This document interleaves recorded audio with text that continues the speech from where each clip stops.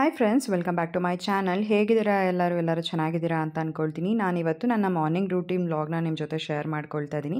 ಅಪ್ಪುಗೆ ಇವಾಗ school start ಆಗಿದೆ. ಸ್ವಲ್ಪ ನಾನು ಬೇಗನೆ ಎದ್ದು ಇವಾಗ ಅವನಿಗೆ ತಿಂಡಿ ಎಲ್ಲ ರೆಡಿ ಮಾಡ್ಕೊಳ್ಬೇಕು. ಹಾಗೆಯೇ ಇವತ್ತು ತಿಂಡಿಗೆ ನಾನು ಪೊಂಗಲ್ ಮಾಡೋಣ ಅಂತ ಅಂದ್ಕೊಂಡು ಎಲ್ಲ ಪ್ರಿಪೇರ್ ಮಾಡ್ಕೊಳ್ತಾ ಇದ್ದೆ. ಫಸ್ಟಿಗೆ ನಾನು ಬರೀ ಖಾರ ಪೊಂಗಲ್ ಮಾಡೋಣ ಅಂತ ಅಂದ್ಕೊಂಡವಳು, ಆಮೇಲೆ ಸ್ವೀಟ್ ಪೊಂಗಲ್ ಕೂಡ ಮಾಡೋಣ ಅಂತ ಮಾಡ್ತಾ ಇದ್ದೀನಿ. ಸೊ ಅಪ್ಪುಗೆ ಸ್ವೀಟ್ ಪೊಂಗಲ್ ಅಂದರೆ ತುಂಬಾ ಇಷ್ಟ. ಹಾಗಾಗಿ ಫಸ್ಟ್ ಡೇ ಸ್ಕೂಲ್ಗೆ ಹೋಗ್ತಾ ಇದ್ದಾನಲ್ವ, ಏನಾದರೂ ಸ್ವೀಟ್ ತಿನ್ನಲಿ ಅನ್ನೋದು ಅಷ್ಟೇನೆ. ಇನ್ನು ತಿಂಡಿ ಎಲ್ಲ ರೆಡಿ ಆಯಿತು. ಸ್ವೀಟ್ ಪೊಂಗಲ್, ಖಾರ ಪೊಂಗಲ್ ರೆಸಿಪಿ ಎಲ್ಲ ಆಲ್ಮೋಸ್ಟ್ ಎಲ್ರಿಗೂ ಗೊತ್ತಿರುತ್ತೆ. ಸೊ ನಾನೇನು ರೆಸಿಪಿನ ಶೇರ್ ಮಾಡ್ಕೊಳ್ತಾ ಇಲ್ಲ. ಇನ್ನು ಪೊಂಗಲ್ ರೆಡಿ ಆದಮೇಲೆ ನಾನು ಕೂಡ ಸ್ವೀಟ್ ಪೊಂಗಲ್ ಸ್ವಲ್ಪನೇ ಮಾಡಿದ್ರಿಂದ ಒಂದು ಬಾಕ್ಸಲ್ಲಿ ಹಾಕಿ ಎತ್ತಿಟ್ಕೊಂಡು ಆ ಪಾತ್ರೆ ಏನಿತ್ತು ಅದನ್ನು ನಾನು ಸಿಂಕಲ್ಲಿ ಹಾಕಿದೆ ವಾಶಿಗೆ ಅಂತ. ಇನ್ನು ಅಡುಗೆ ಮನೆಯೆಲ್ಲ ಕ್ಲೀನ್ ಮಾಡಿದ್ದಾಯಿತು. ಈಗ ನಾನು ಅಪ್ಪುನ ಎಬ್ಬರ್ಸೋಣ ಅಂತ ಅಂದ್ಬಿಟ್ಟು ಮೇಲ್ಗಡೆ ಬಂದೆ. ಅವನಂತೂ ಸ್ವಲ್ಪ ಬೇಗ ಎದ್ದೇಳೋಕ್ಕೆ ಇವಾಗ ಸ್ವಲ್ಪ ಹಠ ಮಾಡ್ತಾನೆ. ಆಮೇಲೆ ಅಡ್ಜಸ್ಟ್ ಆಗಿಬಿಡ್ತಾನೆ. ಯಾಕಂದರೆ ಇವಾಗ ರಜಾ ಇದ್ದಿದ್ದರಿಂದ ಲೇಟಾಗೇ ಎದ್ದೇಳ್ತಿದ್ದ ಅವನು. ಇವಾಗ ಸ್ವಲ್ಪ ಬೇಗ ಎದ್ದೇಳಬೇಕು ಅಂದರೆ ಮಕ್ಳಿಗೂ ಕೂಡ ಕಷ್ಟ ಆಗುತ್ತೆ ಅಲ್ವಾ. ಸೊ ಅಪ್ಪುಗೆ 8:30ಗೆ ಸ್ಕೂಲ್ ಇರೋದು. ಅವನ್ನ ಒಂದು 8:25 ಹಾಗೆ ಮನೆ ಬಿಟ್ಟರೆ 8:30 ಅಷ್ಟೊತ್ತಿಗೆಲ್ಲ ಸ್ಕೂಲಲ್ಲಿ ಇರ್ತಾನೆ. ಇನ್ನು ನಾನು ಬೆಡ್ ಸ್ಪ್ರೆಡ್ ಎಲ್ಲ ಚೇಂಜ್ ಮಾಡಬೇಕು. ಹಾಗಾಗಿ ಎಲ್ಲನೂ ಕೂಡ ಚೇಂಜ್ ಮಾಡಿಕೊಂಡೆ. ಇನ್ನು ಅಪ್ಪುಗೆ ಇವಾಗ ಸ್ನಾನ ಮಾಡಿಸಿ ರೆಡಿ ಕೂಡ ಮಾಡ್ತಾಯಿದ್ದೀನಿ. ಸೊ ಸ್ನಾನ ಅಂದರೆ ನನ್ನ ಮಗನಿಗೆ ತುಂಬಾ ಇಷ್ಟ. ಅವನಿಗೆ ಸ್ನಾನ ಮಾಡೋಣ ಬಾ ಅಂತ ಕರ್ಕೊಂಡು ಹೋದರೆ ಸಾಕು, ತುಂಬ ಖುಷಿಯಾಗೇ ಬರ್ತಾನೆ. ಇವತ್ತು ತಲೆಗೆ ಸ್ನಾನ ಮಾಡಿಸಿದೆ. ಸ್ವಲ್ಪ ವೆದರ್ ಕೂಡ ಕೋಲ್ಡ್ ಇದ್ದಿದ್ದರಿಂದ ಅವನು ಕೂಡ ನಡುಕ್ತಾ ಇದ್ದ. ಇನ್ನು ರೆಡಿ ಮಾಡಿ ಇವಾಗ ಕೆಳಗಡೆ ಕರ್ಕೊಂಡು ಬಂದೆ. ವೆದರ್ ಕೂಡ ಕೋಲ್ಡ್ ಇರೋದ್ರಿಂದ ನಾನು ಮಾಡಿರೋ ತಿಂಡಿ ನನ್ನ ಮಗನಿಗೆ ಪರ್ಫೆಕ್ಟಾಗಿರುತ್ತೆ ಅಂತ ಅಂದ್ಕೊಂಡೆ. ಸೊ ಈಗ ಅಪ್ಪು ಟಿ ವಿ ನೋಡಿಕೊಂಡು ತಿಂಡಿನ ತಿಂತಾ ಇದ್ದಾನೆ. ತುಂಬ ಬೇಗನೆ ಊಟ ಎಲ್ಲ ಮಾಡ್ಕೊಂಡು ಬಿಡ್ತಾನೆ, ಲೇಟೇನೂ ಮಾಡೋದಿಲ್ಲ. ಸೊ ಇವಾಗ ಬ್ಯಾಗ್ ತೊಗೊಂಡು ಫಸ್ಟ್ ಡೇ ಸ್ಕೂಲ್ಗೆ ಹೋಗೋದಕ್ಕೆ ರೆಡಿ ಆದ ನನ್ನ ಮಗ. ಅವನ್ನ ಕರ್ಕೊಂಡು ಹೋಗಿ ಸ್ಕೂಲಿಗೆ ಬಿಟ್ಬಿಟ್ಟು ನಾನು ಕೂಡ ಮನೆಗೆ ಬಂದು ಮನೆ ಕೆಲಸ ಎಲ್ಲ ಮಾಡ್ಕೊಳ್ತಾ ಇದ್ದೀನಿ. ಸೊ ತುಂಬ ಜನ ಹೇಳ್ತಾ ಇರ್ತೀರಾ ಯಾರಾದರೂ ಹೆಲ್ಪರ್ನ ಇಟ್ಕೊಳ್ಳಿ ಅಂತ ಅಂದ್ಬಿಟ್ಟು. ಸೊ ಸದ್ಯಕ್ಕೆ ನನಗೆ ಹೆಲ್ಪರ್ ಎಲ್ಲ ಸಿಗ್ತಾರೋ ಇಲ್ವೋ ಗೊತ್ತಿಲ್ಲ. ಅಲ್ಲಿವರೆಗೂ ನನಗೇನಾದರೂ ಸ್ವಲ್ಪ ಕಷ್ಟಕ್ಕೆ ಹೆಲ್ಪ್ ಆಗಲಿ ಅಂತ ನಾನು ಈ ಒಂದು ಪ್ರಾಡಕ್ಟ್ನ ಕೂಡ ಬೈ ಮಾಡಿದ್ದೀನಿ. ನನಗಂತೂ ಪ್ರೆಗ್ನೆನ್ಸಿ ಟೈಮಲ್ಲಿ ಮನೆನ ಕ್ಲೀನ್ ಮಾಡೋದಕ್ಕೆ ತುಂಬಾ ಕಷ್ಟ ಆಗ್ತಾ ಇತ್ತು. ಸೊ ಹಾಗಾಗಿ ನಾನು ಈ ಒಂದು ಪ್ರಾಡಕ್ಟ್ನ ಬೈ ಮಾಡಿದ್ದೀನಿ. ಸೊ ಯಾವ ಪ್ರಾಡಕ್ಟ್ ಅನ್ನೋದ್ರ ಬಗ್ಗೆ ಕಂಪ್ಲೀಟ್ ಇನ್ಫಾರ್ಮೇಷನ್ನ ನಾನು ನಿಮ್ಮ ಜೊತೆನೂ ಕೂಡ ಶೇರ್ ಮಾಡ್ಕೊಳ್ತೀನಿ. ಅಗಾರೋ ರಿಜೆನ್ಸಿ ಎಲೆಕ್ಟ್ರಿಕ್ ಸ್ಪಿನ್ ಮಾಪ್ನ ತರಿಸಿದ್ದೀನಿ. ಸೊ ಈ ಒಂದು ಸ್ಪಿನ್ ಮಾಪ್ನ ನಾವು ಯೂಸ್ ಮಾಡಿಕೊಂಡು ಕಂಪ್ಲೀಟ್ ಫ್ಲೋರ್ನ ಕ್ಲೀನ್ ಮಾಡ್ಕೊಳ್ಬೋದು. ಇದರೊಳಗೆ ಬಂದು 2 ವೆಟ್ ಮಾಪ್ ಬರುತ್ತೆ, ಹಾಗೆಯೇ 2 ಡ್ರೈ ಮಾಪ್ ಬರುತ್ತೆ. ಅಡ್ಜಸ್ಟಬಲ್ ಹ್ಯಾಂಡಲ್ ಕೂಡ ಇರುತ್ತೆ, ಹಾಗೆಯೇ ಕಾರ್ಡ್ಲೆಸ್ ಚಾರ್ಜರ್ ಕೂಡ ಇರುತ್ತೆ. ಸೊ ಮೆಷರಿಂಗ್ ಕಪ್ ಜೊತೆಗೆ ನಮಗೆ ಡೆಮೋ ಬುಕ್ ಕೂಡ ಕೊಟ್ಟಿರ್ತಾರೆ. ನಿಮಗೇನಾದರೂ ಡೌಟ್ ಇತ್ತು ಅಂತಂದರೆ ನೀವು ಕಂಪ್ಲೀಟ್ ಡೆಮೋ ಬುಕ್ನ ನೋಡಿಕೊಂಡು ತಿಳ್ಕೊಳ್ಬೋದು. ನಮಗೆ ಅಡ್ಜಸ್ಟಬಲ್ ಹ್ಯಾಂಡಲ್ ಕೊಡೋದ್ರಿಂದ ನಾವು ಎಷ್ಟು ಲೆಂತ್ ಬೇಕೋ ಅಷ್ಟಕ್ಕೆ ಅಡ್ಜಸ್ಟ್ ಮಾಡ್ಕೊಳ್ಬೋದು. ಸೊ ಈ ರೀತಿಯಾಗಿ ಇದು ವರ್ಕ್ ಆಗುತ್ತೆ. 4 to 5 hours ನಾವು AC ಅಡಾಪ್ಟರಿಂದ ಚಾರ್ಜ್ ಮಾಡಿದ್ರೆ ಆಲ್ಮೋಸ್ಟ್ 50 ಮಿನಿಟ್ಸ್ ತನಕನೂ ನಾವು ಈ ಒಂದು Agaro regency electric spin ಮಾಪ್ನ use ಮಾಡ್ಬೋದು. ಸೊ ಬನ್ನಿ ಇವಾಗ ಇದನ್ನು ಯಾವ ರೀತಿ ಯೂಸ್ ಮಾಡೋದು ಅಂತ ನಾನು ನಿಮ್ಮ ಜೊತೆ ಶೇರ್ ಮಾಡ್ಕೊಳ್ತಾ ಇದ್ದೀನಿ. ಇದಕ್ಕೆ ಒಂದು ಅಡಾಪ್ಟರ್ನ ಕೊಟ್ಟಿರ್ತಾರೆ. ಸೊ ಎರಡನ್ನೂ ಕೂಡ ಈ ರೀತಿಯಾಗಿ ಕನೆಕ್ಟ್ ಮಾಡಿಕೊಂಡು ಈ ರೀತಿ ಅಡ್ಜಸ್ಟ್ ಮಾಡ್ಕೊಳ್ತಾ ಇದ್ದೀನಿ. ಸೊ ಇದನ್ನು ನಾವು ಎಕ್ಸ್ಟೆಂಡ್ ಕೂಡ ಮಾಡ್ಕೊಳ್ಬೋದು. ಹಾಗೆಯೇ ಇದು 180 ಡಿಗ್ರೀಸ್ ವಿವೆಲ್ ಹ್ಯಾಂಡಲ್ ಇರೋದ್ರಿಂದ ಕಂಪ್ಲೀಟ್ ರೊಟೇಟ್ ಕೂಡ ಆಗುತ್ತೆ. ಸೊ ಫಸ್ಟಿಗೆ ನಾನಿಲ್ಲಿ 1 ಪೇರ್ ಫೈಬರ್ ಪ್ಯಾಡ್ಸ್ನ ಯೂಸ್ ಮಾಡಿದ್ದೀನಿ. ಹ್ಯಾಂಡಲಲ್ಲಿ ಕೊಟ್ಟಿರೋ ಪವರ್ ಬಟನ್ನ ಆನ್ ಮಾಡಿದ್ರೆ with LED light Agaro regency electric spin mop ಈ ರೀತಿ ವರ್ಕ್ ಆಗುತ್ತೆ. ಸೊ ಬನ್ನಿ ಇದನ್ನು ಯಾವ ರೀತಿ ಯೂಸ್ ಮಾಡೋದು ಅಂತ ಕೂಡ ನಾನು ನಿಮ್ಮ ಜೊತೆ ಶೇರ್ ಮಾಡ್ಕೊಳ್ತೀನಿ. ಸೊ ಇಲ್ಲಿ ನೋಡ್ತಾ ಇದ್ದೀರಲ್ಲ, ಈ ಒಂದು ಕ್ಯಾಪ್ನ ಓಪನ್ ಮಾಡಿದ್ರೆ ನಮ್ಮ ವಾಟರ್ ಟ್ಯಾಂಕ್ ಇರುತ್ತೆ. ಅದರೊಳಗೆ ನಾವು 175 ml ಅಷ್ಟು ನೀರನ್ನ ಸ್ಟೋರ್ ಮಾಡಿಕೊಂಡು ಯೂಸ್ ಮಾಡ್ಕೊಳ್ಬೋದು. ನಾವು ಇದಕ್ಕೆ ಬಂದು RO ವಾಟರ್ನೇ ಯೂಸ್ ಮಾಡ್ಕೊಳ್ಬೇಕು. 180 ಡಿಗ್ರೀಸ್ ವಿವೆಲ್ ಹ್ಯಾಂಡಲ್ ಇರೋದ್ರಿಂದ, ಹಾಗೆಯೇ 2 ಸ್ಟೆಪ್ ಅಡ್ಜಸ್ಟಬಲ್ ಎಕ್ಸ್ಟೆನ್ಷನ್ ರಾಡ್ ಕೊಟ್ಟಿರೋದ್ರಿಂದ ನಮಗೆ ಈಸಿಯಾಗಿ ಕ್ಲೀನ್ ಮಾಡ್ಕೊಳ್ಳೋದಕ್ಕೆ ಹೆಲ್ಪ್ ಆಗುತ್ತೆ. ಸೊ ಹ್ಯಾಂಡಲ್ನಲ್ಲಿ ನಮಗೆ ಪವರ್ ಬಟನ್ ಹಾಗೆಯೇ ಸ್ಪ್ರೇ ಬಟನ್ ಕೂಡ ಕೊಟ್ಟಿರ್ತಾರೆ. ಸೊ ಅದನ್ನು ಯೂಸ್ ಮಾಡಿಕೊಂಡು ನಾವು ಈ ರೀತಿ ಈಸಿಯಾಗಿ ಕ್ಲೀನ್ ಮಾಡ್ಕೊಳ್ಬೋದು. ಸೊ ಫ್ಲೋರ್ ಕ್ಲೀನ್ ಮಾಡ್ಕೊಳ್ಳುವಾಗ ನಾವಿಲ್ಲಿ ವಾಟರ್ ಸ್ಪ್ರೇನ ಮಾಡಿಕೊಂಡು ಈ ರೀತಿಯಾಗಿ ಕ್ಲೀನ್ ಮಾಡ್ಕೊಳ್ಬೋದು. ಸೊ ಇದಂತೂ ಕನ್ವೀನಿಯೆಂಟ್ ಆಗಿ ಇರುತ್ತೆ. ಹಾಗೆಯೇ ಯಾವುದೇ ರೀತಿಯಾಗಿ ಬಕೆಟ್ ಮಾಪ್ ಇಟ್ಕೊಂಡು ನಾವು ಮನೆನ ಕ್ಲೀನ್ ಮಾಡಬೇಕು ಅನ್ನೋ ನೆಸೆಸರಿ ಇರೋದಿಲ್ಲ. ಹಾಗೆಯೇ LED ಲೈಟ್ ಕೊಟ್ಟಿರೋದ್ರಿಂದ ನಮಗೆ ನೀಟಾಗಿ ಕೂಡ ಕಾಣುತ್ತೆ. ನಾವು ಯಾವ ಸರ್ಫೇಸ್ನ ಕ್ಲೀನ್ ಮಾಡ್ತಾ ಇರ್ತೀವಿ ಆ ಸರ್ಫೇಸ್ ನೀಟಾಗಿ ಕ್ಲೀನ್ ಆಗ್ತಿದೆಯಾ ಅಂತ ಅಂದ್ಬಿಟ್ಟು. ಈಗ ನಾನು Agaro regency electric spin ಮಾಪ್ನ use ಮಾಡಿಕೊಂಡು ಈ ರೀತಿಯಾಗಿ ಡರ್ಟಿ ಏರಿಯಾನ ಕ್ಲೀನ್ ಮಾಡ್ಕೊಳ್ತಾ ಇದ್ದೀನಿ. ಸೊ ಇದನ್ನು ಕೂಡ ನೋಡ್ಬೋದು ಎಷ್ಟು ಚೆನ್ನಾಗಿ ಈ ಒಂದು Agaro regency electric spin mop clean ಮಾಡ್ತಾ ಇದೆ ಅಂತ. ಹಾಗೆಯೇ ನಾವು ಇದನ್ನು ಕ್ಲೀನ್ ಮಾಡ್ಕೊಳ್ಳೋವಾಗ ಹ್ಯಾಂಡಲ್ನಲ್ಲಿ ಕೊಟ್ಟಿರೋ ಅಂತಹ ಸ್ಪ್ರೇ ಬಟನ್ನ ಯೂಸ್ ಮಾಡಿಕೊಂಡು ವಾಟರ್ ಸ್ಪ್ರೇ ಮಾಡಿ ಕೂಡ ಯೂಸ್ ಮಾಡ್ಕೊಳ್ಬೋದು. ಸೊ ಕಂಪ್ಲೀಟಾಗಿ ನೋಡ್ತಾ ಇದ್ದೀರಾ ಅಲ್ವಾ ಎಷ್ಟು ಚೆನ್ನಾಗಿ ಕ್ಲೀನ್ ಆಗ್ತಿದೆ ಅಂತ. ಸೊ ಫ್ರಂಟ್ LED ಲೈಟ್ ಕೊಟ್ಟಿರೋದ್ರಿಂದ ನಮಗೆ ಕ್ಲಿಯರ್ ಆಗಿ ಕಾಣಿಸ್ತಾ ಇದೆ ನಾವು ಕ್ಲೀನ್ ಮಾಡ್ತಿರೋ ಏರಿಯಾ ಬಂದು ಚೆನ್ನಾಗಿ ಕ್ಲೀನ್ ಆಗ್ತಿದೆಯಾ ಅಂತ ಅಂದ್ಬಿಟ್ಟು. ಸೊ ನೋಡ್ತಾ ಇದ್ದೀರಾ ಅಲ್ವಾ, ಜಸ್ಟ್ ಇನ್ ಅ ಸೆಕೆಂಡ್ ನಾವು ಈ ಒಂದು ಏರಿಯಾನ ಎಷ್ಟು ನೀಟಾಗಿ ಕ್ಲೀನ್ ಮಾಡ್ಕೊಂಡ್ವಿ ಅಂತ ಅಂದ್ಬಿಟ್ಟು ವಿತೌಟ್ ಎನಿ ಸ್ಟೇನ್ಸ್ ನಾವು ಇದನ್ನು ನೀಟಾಗಿ ಕ್ಲೀನ್ ಮಾಡ್ಕೊಂಡಿದ್ದೀವಿ. ಸೊ ನಾನು ಹ್ಯಾಂಡಲ್ನಲ್ಲಿ ಕೊಟ್ಟಿರುವಂತಹ ವಾಟರ್ ಸ್ಪ್ರೇ ಬಟನ್ನ ಯೂಸ್ ಮಾಡಿಕೊಂಡು ಕಂಪ್ಲೀಟಾಗಿ ಈ ಒಂದು ಏರಿಯಾನ ವೆಟ್ ಕ್ಲೀನಿಂಗ್ ಮಾಡ್ಕೊಂಡಿದ್ದೀನಿ. ಹಾಗೆಯೇ ಈ ಒಂದು ಏರಿಯಾನ ನಾನು ಡ್ರೈ ಕ್ಲೀನ್ ಕೂಡ ಮಾಡ್ಕೊಳ್ಬೋದು. ಸೊ ಯಾವ ರೀತಿ ಅನ್ನೋದನ್ನು ಕೂಡ ನಾನು ನಿಮ್ಮ ಜೊತೆ ಶೇರ್ ಮಾಡ್ಕೊಳ್ತಾ ಇದ್ದೀನಿ. ಸೊ ಮೊದಲು ನಾನು ಯೂಸ್ ಮಾಡಿರೋವಂತಹ ವೆಟ್ ಫ್ಯಾಬ್ರಿಕ್ ಪ್ಯಾಡ್ಸ್ನ ಚೇಂಜ್ ಮಾಡಿಬಿಟ್ಟು ಇವಾಗ ನಾನು ಡ್ರೈ ಫ್ಯಾಬ್ರಿಕ್ ಪ್ಯಾಡ್ಸ್ನ ಯೂಸ್ ಮಾಡ್ಕೊಳ್ತಾ ಇದ್ದೀನಿ ಫಾರ್ ಡ್ರೈ ಕ್ಲೀನ್. ಈಗ ನಾನು ವೆಟ್ ಕ್ಲೀನಿಂಗ್ ಆಗಿರೋವಂತಹ ಜಾಗನ ಕಂಪ್ಲೀಟಾಗಿ ಡ್ರೈ ಕ್ಲೀನಿಂಗ್ನ ಮಾಡ್ಕೊಳ್ತಾ ಇದ್ದೀನಿ. ಸೊ ನೋಡ್ತಾ ಇದ್ದೀರಾ ಅಲ್ಲ ಎಷ್ಟು ಚೆನ್ನಾಗಿ ಇದು ಡ್ರೈ ಕ್ಲೀನ್ ಮಾಡ್ತಾ ಇದೆ ಅಂತ ಅಂದ್ಬಿಟ್ಟು.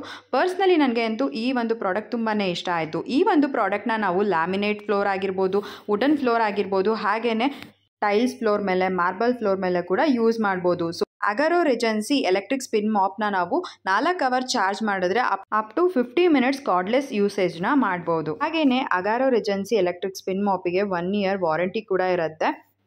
Agaro regency electric spin mop fabric disc 150 RPM ಸ್ಪೀಡಲ್ಲಿ ಎಫೆಕ್ಟಿವ್ ಆಗಿ ಮಾಪಿಂಗ್ ಮಾಡುತ್ತೆ. ಸೊ ನನಗಂತೂ ಈ ಒಂದು ಪ್ರಾಡಕ್ಟ್ ತುಂಬಾ ಇಷ್ಟ ಆಗಿದೆ, ತುಂಬಾ ಹೆಲ್ಪ್ ಆಗ್ತಿದೆ. ಅದರಲ್ಲೂ ಕೂಡ ಈ ಒಂದು ಪ್ರೆಗ್ನೆನ್ಸಿ ಟೈಮಲ್ಲಿ ನನಗೆ ಮನೆ ಕ್ಲೀನಿಂಗ್ ಮಾಡ್ಕೊಳ್ಳೋದಕ್ಕೆ ತುಂಬಾ ಕಷ್ಟ ಆಗ್ತಾಯಿತ್ತು.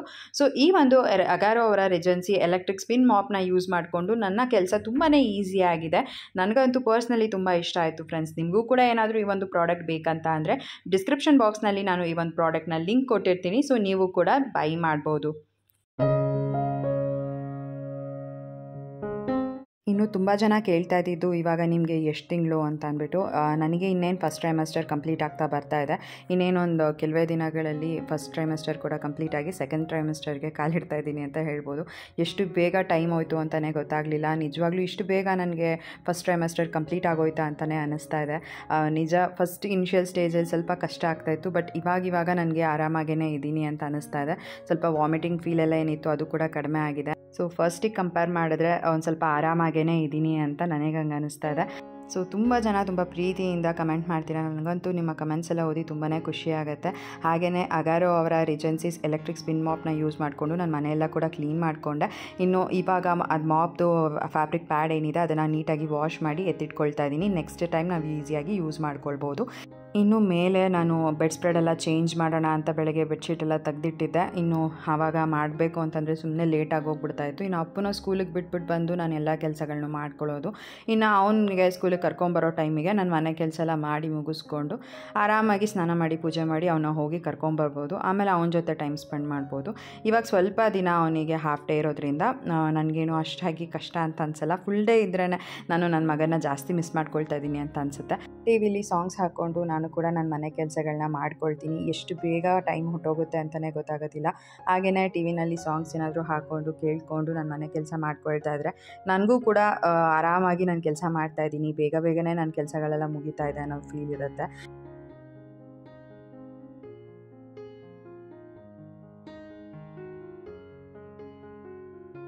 ಇನ್ನೂ ಒಂದಷ್ಟು ವ್ಯೂವರ್ಸ್ ಹೋಮ್ ಟೂರ್ನ ಶೇರ್ ಮಾಡ್ಕೊಳ್ಳಿ ಅಂತ ಕೇಳ್ತಾ ಇದ್ರಿ. ಸದ್ಯದಲ್ಲೇ ಹೋಮ್ ಟೂರ್ ಕೂಡ ನಿಮ್ಮ ಜೊತೆ ಶೇರ್ ಮಾಡ್ಕೊಳ್ತೀನಿ.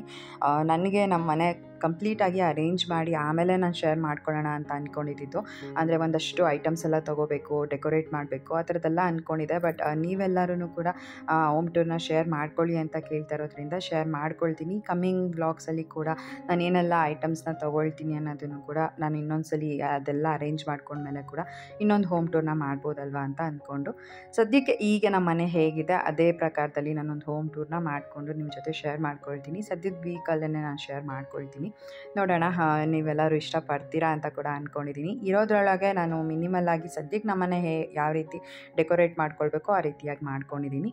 ಸೊ ಇವಾಗ ಆಲ್ಮೋಸ್ಟ್ ನಾನು ಮನೆ ಕೆಲಸ ಎಲ್ಲ ಮಾಡಿ ಮುಗಿಸ್ಕೊಂಡು ಬೆಡ್ ಸ್ಪ್ರೆಡೆಲ್ಲ ಹಾಕಿ ಮನೆಯೆಲ್ಲ ಕ್ಲೀನ್ ಮಾಡೋ ಅಷ್ಟೊತ್ತಿಗೆ ಟೈಮ್ ಆಗಲೇ ಒಂದು 11 ಗಂಟೆ ಆಗಿತ್ತು. ಇಷ್ಟೊತ್ತಾಗುತ್ತೆ ನಾನು ಮನೆ ಕೆಲಸ ಎಲ್ಲ ಮಾಡ್ಕೊಳ್ಳೋ ಅಷ್ಟೊತ್ತಿಗೆ. ಬೆಳಗ್ಗೆ ಒಂದು ಸ್ವಲ್ಪ ನಾನು ಕಾಫಿ ಕುಡಿದ್ಬಿಟ್ಟು ಅದಾದಮೇಲೆ ಕೆಲಸನ ಸ್ಟಾರ್ಟ್ ಮಾಡ್ಕೊಂಡವಳು.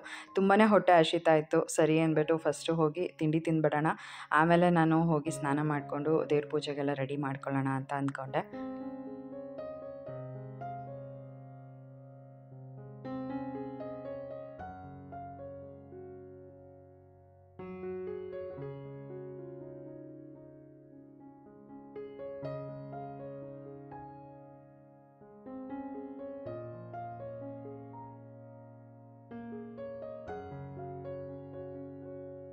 ಸೊ ಇವಾಗ ಫ್ರೆಶ್ ಅಪ್ ಆಗಿ ಬಂದು ನಾನು ಕೂಡ ಅಪ್ಪುನ ಸ್ಕೂಲಿಂದ ಕರ್ಕೊಂಬರೋದಕ್ಕೆ ರೆಡಿ ಆಗ್ತಾಯಿದ್ದೀನಿ. ಟೈಮ್ ಆಗಲೇ 11:30 ಆಗೋಗ್ಬಿಟ್ಟಿತ್ತು. ಒಂದು ಸ್ವಲ್ಪ ವಾಶ್ರೂಮ್ ಎಲ್ಲ ಕ್ಲೀನ್ ಮಾಡಬೇಕಾಗಿತ್ತು. ಅದೆಲ್ಲ ಕೆಲಸ ಮಾಡಿ ಮುಗಿಸ್ಕೊಂಡು ಬರೋ ಹೊತ್ತಿಗೆ 11:30. ಸೊ ಬೇಗನೆ ರೆಡಿ ಆಗ್ತಾಯಿದ್ದೀನಿ. ಇನ್ನು ಇವಾಗ ಒಂದು ಸ್ವಲ್ಪ ಹೇರ್ ಫಾಲ್ ಕೂಡ ಕಡಿಮೆ ಆಗಿದೆ. ಟ್ಯಾಬ್ಲೆಟ್ ತೊಗೊಳ್ತಾ ಇರೋದಕ್ಕೋ ಏನೋ ತುಂಬಾ ಹೇರ್ ಫಾಲ್ ಕಡಿಮೆ ಆಗಿದೆ ಮತ್ತು ಹೇರ್ ಗ್ರೋತ್ ಕೂಡ ಆಗಿದೆ. ಇವಾಗ ಪ್ರೆಗ್ನೆನ್ಸಿ ಡೇಸಲ್ಲಿ ಕೂದಲು ಚೆನ್ನಾಗೇ ಬರುತ್ತೆ. ಬಟ್ ಬಾಣಂತನ ಟೈಮಲ್ಲಿ ತುಂಬಾ ಹೇರ್ ಲಾಸ್ ಆಗುತ್ತೆ. ನನಗಂತೂ ನನ್ನ ಮಗನ ಬಾಣಂತನದಲ್ಲಿ ಹಾಗೇ ಆಗಿತ್ತು. ಪ್ರೆಗ್ನೆನ್ಸಿ ಟೈಮಲ್ಲಂತೂ ತುಂಬಾ ಚೆನ್ನಾಗಿ ಹೇರ್ ಗ್ರೋತ್ ಆಗಿದ್ದೆಲ್ಲ ಬಾಣಂತನ ಟೈಮಲ್ಲಿ ಹೇರ್ ಫಾಲ್ ಆಗಿತ್ತು. ಸೊ ನೋಡಬೇಕು ಮುಂದೆ ಯಾವ ರೀತಿ ಇರುತ್ತೆ ಅಂತ ಅಂದ್ಬಿಟ್ಟು. ಬಟ್ ಅಪ್ಪು ಪ್ರೆಗ್ನೆನ್ಸಿನಲ್ಲಂತೂ ನನಗೆ ಎಷ್ಟು ಲಾಂಗ್ ಹೇರ್ ಇತ್ತು ಗೊತ್ತಾ. ತುಂಬ ಜನ ಇಷ್ಟಪಡ್ತಾಯಿದ್ರು. ನಾನು ಆವಾಗ ರೀಸೆಂಟಾಗಿ ವ್ಲಾಗ್ ಶುರು ಮಾಡಿದ್ದು. ಸೊ ನನ್ನ ಪ್ರೀವಿಯಸ್ ವ್ಲಾಗ್ಸ್ ಎಲ್ಲ ನೋಡಿದ್ರೆ ನಿಮಗೆ ಗೊತ್ತಿರುತ್ತೆ ಎಷ್ಟು ಲಾಂಗ್ ಹೇರ್ ಇತ್ತು ನನಗೆ ಅಂತ. ಬಟ್ ಕಾಲಕ್ರಮೇಣ ಎಷ್ಟು ಹೇರ್ ಫಾಲ್ ಆಯಿತು, ಎಷ್ಟು ಹೇರ್ ಇಶ್ಯೂಸ್ ಆಯಿತು ಅಂತ ನನಗೆ ಗೊತ್ತು. ಸೊ ಇವಾಗ ಏನು ಖುಷಿ ಅಂತ ಅಂದರೆ ಪುಣ್ಯಕ್ಕೆ ಚೆನ್ನಾಗಿ ಹೇರ್ ಗ್ರೋತ್ ಆಗ್ತಿದೆ. ಒಂದು ಸ್ವಲ್ಪ ಹೇರ್ ಲೆಂತ್ ಕೂಡ ಬಂದಿದೆ ಅಂತ ಸ್ವಲ್ಪ ಖುಷಿ ಇದೆ. ನೋಡೋಣ ಇನ್ನು ಮುಂದೆ ಹೇಗಾಗುತ್ತೆ ಅಂತ ಅಂದ್ಬಿಟ್ಟು.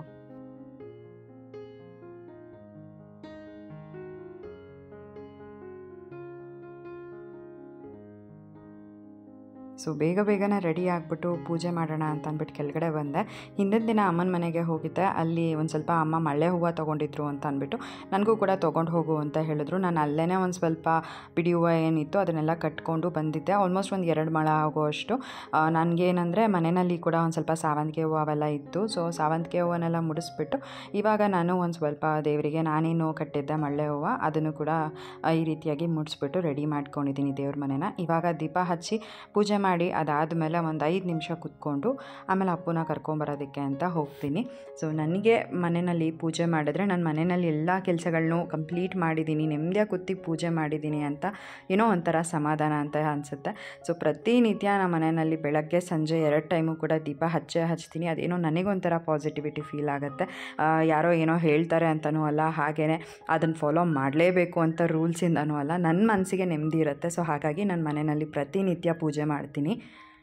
ಕೆಲವ್ರಿಗೆ ಇಷ್ಟ ಆಗುತ್ತೆ, ಕೆಲವ್ರಿಗೆ ಇಷ್ಟ ಆಗಲ್ಲ. ಕೆಲವ್ರು ಫಸ್ಟಿಂದನೂ ಫಾಲೋ ಮಾಡಿರ್ತಾರೆ, ಕೆಲವ್ರು ಫಾಲೋ ಮಾಡ್ತಾ ಇರಲ್ಲ.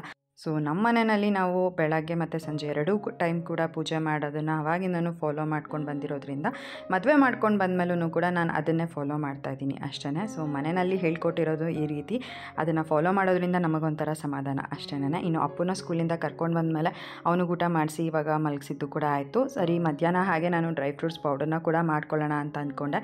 ಸೊ ಅದಕ್ಕೆ ನಾನು ಏನೆಲ್ಲ ತೊಗೊಂಡಿದ್ದೀನಿ ಅಂತ ಅಂದರೆ ಒಂದು ಬೌಲಲ್ಲಿ ಅರ್ಧದಷ್ಟು ನಾನು ಗೋಡಂಬಿನ ತೊಗೊಂಡಿದ್ದೀನಿ, ಒಂದು ಫುಲ್ ಬಟ್ಲು ನಾನು ಬಾದಾಮಿನ ತೊಗೊಂಡಿದ್ದೀನಿ, ಅದಾದಮೇಲೆ ಅರ್ಧದಷ್ಟು ಪಿಸ್ತಾನ ತೊಗೊಂಡಿದ್ದೀನಿ. ಇಲ್ಲಿ ಸಾಲ್ಟೆಡ್ ಪಿಸ್ತಾ ತೊಗೊಳೋದ್ರ ಬದಲು ಮಾಮೂಲಿ ಸಪ್ಪೆ ಪಿಸ್ತಾ ಇರುತ್ತಲ್ಲ ಅದನ್ನು ತೊಗೊಳ್ಬೋದು.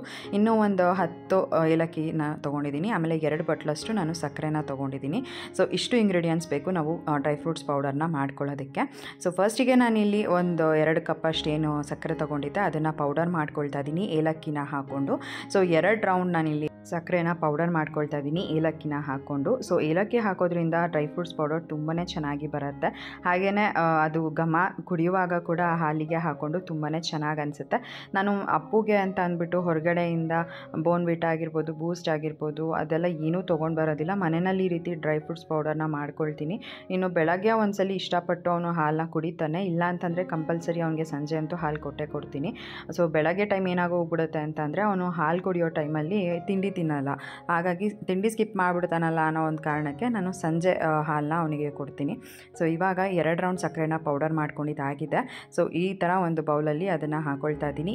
ಇವಾಗ ಜಾರಿಗೆ ನಾನು 1 ಬೌಲಷ್ಟು ಬಾದಾಮಿನ ತೊಗೊಂಡಿದ್ದೀನಿ, ಅದನ್ನು ಕೂಡ ಹಾಕ್ಕೊಳ್ತಾ ಇದ್ದೀನಿ. ಅದಾದಮೇಲೆ ಪಿಸ್ತಾ ಹಾಗೆಯೇ ಗೋಡಂಬಿನ ಕೂಡ ಅದಕ್ಕೇ ಹಾಕ್ಕೊಂಡು ಗ್ರೈಂಡ್ ಮಾಡ್ಕೊಳ್ಬೇಕು. ಇದಕ್ಕೂ ಕೂಡ ನೀವು ಏಲಕ್ಕಿನ ಹಾಕ್ಕೊಂಡು ಬೇಕಾದ್ರೆ ಚೆನ್ನಾಗಿ ಗ್ರೈಂಡ್ ಮಾಡ್ಕೊಳ್ಬೋದು, ಅದು ಕೂಡ ಚೆನ್ನಾಗಿರುತ್ತೆ. ಇಲ್ಲ ಅಂತ ಅಂದರೆ ಮಾಮೂಲಿ ಬರೀ ಡ್ರೈ ಫ್ರೂಟ್ಸ್ನ ಹಾಕ್ಕೊಂಡು ಪೌಡರ್ ಮಾಡ್ಕೊಳ್ಬೋದು.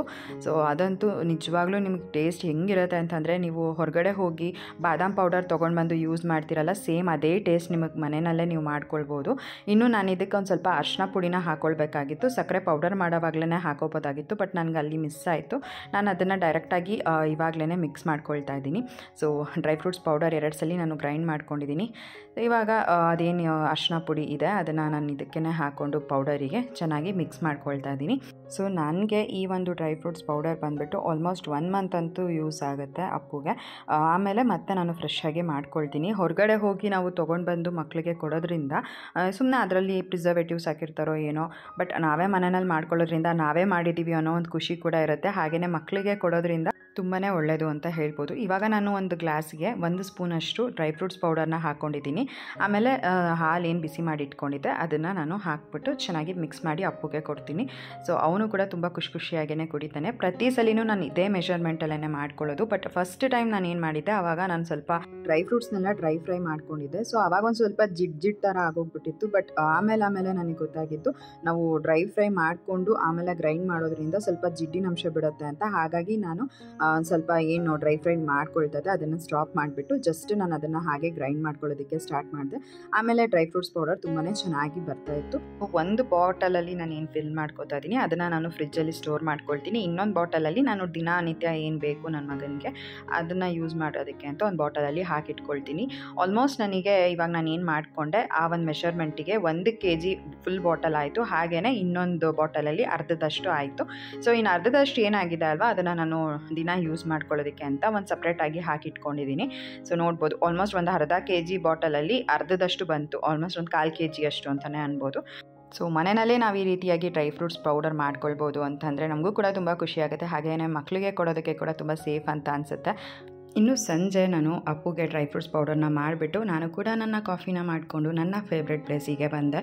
ತುಂಬ ಚೆನ್ನಾಗಿತ್ತು ವೆದರ್. ಸ್ವಲ್ಪ ಜಿಡಿ ಮಳೆ ಜೊತೆಗೆ ಬಿಸಿ ಕಾಫಿ ತುಂಬಾ ಚೆನ್ನಾಗಿತ್ತು. ಸೊ ಮನೆಯಲ್ಲಿ ಅರ್ಧದಷ್ಟು ಕೆಲಸ ನನಗೆ ಕಡಿಮೆ ಆಯಿತು ಅಂತ ಕೂಡ ಒಂದು ಸ್ವಲ್ಪ ಖುಷಿ ಇದೆ. ಯಾಕೆಂತಂದರೆ ಅಗಾರೋ ರೆಜೆನ್ಸಿ ಎಲೆಕ್ಟ್ರಿಕ್ ಸ್ಪಿನ್ ಮಾಪ್ನ ತೊಗೊಂಡಿದ್ದೀನಿ.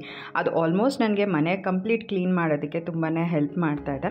ಸೊ ನಿಮಗೂ ಕೂಡ ಈ ಒಂದು ಪ್ರಾಡಕ್ಟ್ ಬೇಕು ಅಂತ ಅಂದರೆ ಡಿಸ್ಕ್ರಿಪ್ಷನ್ ಬಾಕ್ಸ್ನಲ್ಲಿ ನಾನು ಪ್ರಾಡಕ್ಟ್ ಲಿಂಕ್ನ ಕೊಟ್ಟಿರ್ತೀನಿ.